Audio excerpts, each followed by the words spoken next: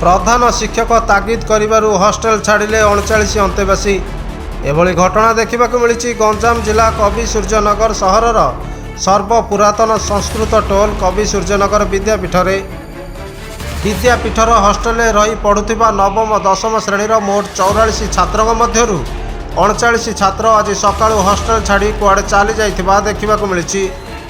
गत वर्ष विद्यापीठटी 5T रे रूपांतरित हेबा परे अंतेवासी माने नारायणपुर शासन निकट बंद विद्यालय कोठारे रहुथिबा बेले सेठारे षष्ठ श्रेणी ठारू दशम श्रेणीर समस्त श्रेणी छात्र रात्रि जापन लगी सुविधा नहबा कारणरू नवम दशम श्रेणी छात्र माने रूपांतरित नूतन कोठरी रे रात्रि जापन करुथिले।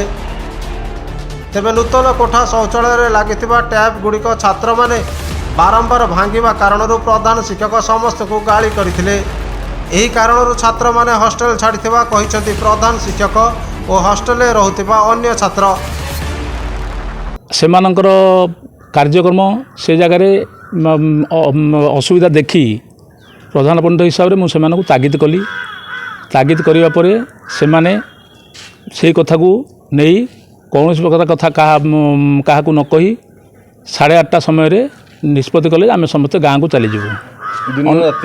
राति पिओन मत फोन कर जनइला 8:30 ରୁ 9:30 पर्यंत से कथबार्ता कली बुझेली तथापि से बुझे ना था लास्ट को भयर मत हाँ करदे आम रही जीवु ना सार। तथा मत डाउट लगिला से विद्यालय जो शोया गले राति पिओन को साथ शोया पठेली और पिओन पाखे भी रहा जहाँकि मुझे एफआईआर लिखी।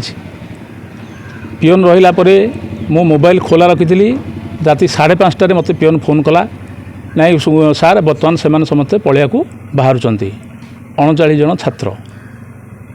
मुझे फोन में कथा करने जो चेष्टा करने कहली से आउ कथा शुणिले ना समय सेठारू चली जाइछन। अन्यपटे एही छात्र माने कुआड़े जाइछंती ताहार वर्तमान सुधा कौनसी सूचना नथिबा बेले एने कवि सूर्यनगर थाना रे प्रधान शिक्षक लिखित अभियोग करिथिबा जणा पड़िछि। कवि सूर्य विद्यापीठ मु 9th श्रेणी पाठ पढ़ुछि। आमे 9, 10th 25 जन थिलु हेले गुरुजी आम को आम 10 जोगुरु आम को किछि पद कहले से द्वारा तांके राग होई कि काली डिक्सा सुनले जे आमे समस्ते घर को पळेबा बोली कहले। तापरे समस्ते चली गले ना कौन बोले गुरुजी कथा आमे मानलुनु सेथिपाई। गंजामरू संतोष कुमार सेठी रिपोर्ट उत्कल क्रांति।